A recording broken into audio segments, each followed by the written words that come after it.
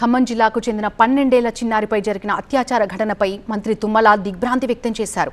ప్రస్తుతం హైదరాబాద్ నిమ్స్ హాస్పిటల్లో ట్రీట్మెంట్ పొందుతున్న బాలికని ఆయన పరామర్శించారు.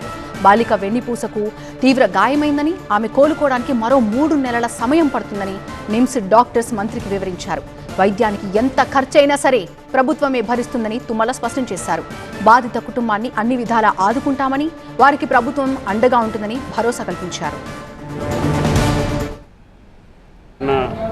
చాలా దురదృష్టకరం. ఒక మానవ మృగం లాంటి ఒక మనిషి చేసినటువంటి దురాగతం.